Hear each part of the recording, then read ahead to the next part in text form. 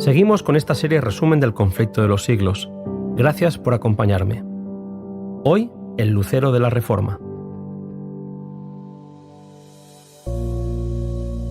Este capítulo, el quinto del libro El conflicto de los siglos, está dedicado a la vida de Juan Wycliffe, el lucero de la Reforma, del siglo XIV. Fue un hombre erudito formado en los campos de la filosofía escolástica, los cánones de la Iglesia y el derecho civil. Su preparación le hizo destacar en el campo de la libertad civil y religiosa. Habiendo experimentado un vacío que ni sus estudios superiores ni las enseñanzas de la Iglesia podían llenar, Wycliffe se consagró a investigar las Escrituras. En ellas encontró lo que antes había buscado en vano, y se entregó al servicio de Cristo y resolvió proclamar las verdades que él había descubierto. Cuanto más claramente discernía los errores del papado, tanto más fervientemente presentaba las enseñanzas de la Biblia. La Iglesia no tardaría en llenarse de ira al ver que las claras verdades del Evangelio presentadas por el Reformador eran acogidas con gozo por las multitudes. Abundaban en Inglaterra religiosos dedicados a la mendicidad, personas que vivían de la caridad y que se ganaban la vida a costa de sus servicios a favor de la Iglesia romana. Eran conocidos como frailes mendicantes, y eran tantos que la economía de Inglaterra se veía afectada por su actividad. Además de influenciar negativamente en los jóvenes, dando un ejemplo nefasto de cómo ganarse la vida, estos frailes tenían permiso del Papa para oír confesiones y ofrecer absoluciones. Los criminales iban a ellos y obtenían el perdón a cambio de unas monedas, por lo que los vicios más asquerosos abundaban en aquella sociedad inglesa.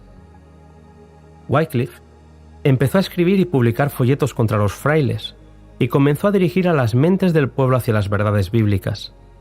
Siendo embajador del rey en los Países Bajos por 2 años y al relacionarse con otros creyentes llegados de otros países como Francia y España, el reformador fue expuesto a otros errores del papado que no había visto en Inglaterra.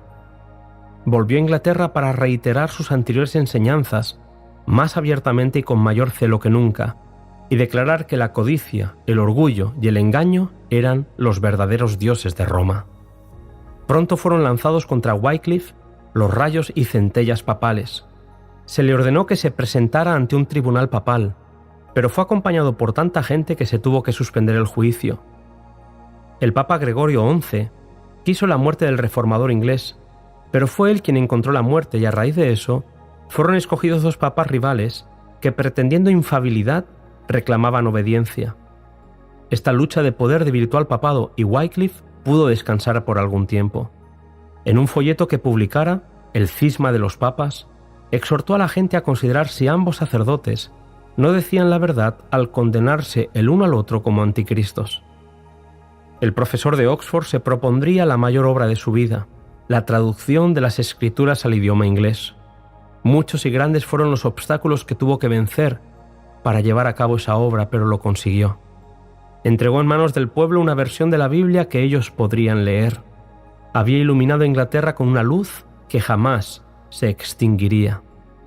Una y otra vez Roma quiso acallar la voz de Wycliffe, al que se le llegó a ordenar que viajase a la capital del imperio para ser juzgado por un tribunal papal. Los planes de Dios eran otros para el envejecido reformador, que fue llamado al descanso sin que sus enemigos pudieran hacerle mal alguno. Los papistas habían fracasado en su intento de perjudicar a Wycliffe durante su vida, y su odio no podía aplacarse mientras los restos del reformador siguieran descansando en la paz del sepulcro.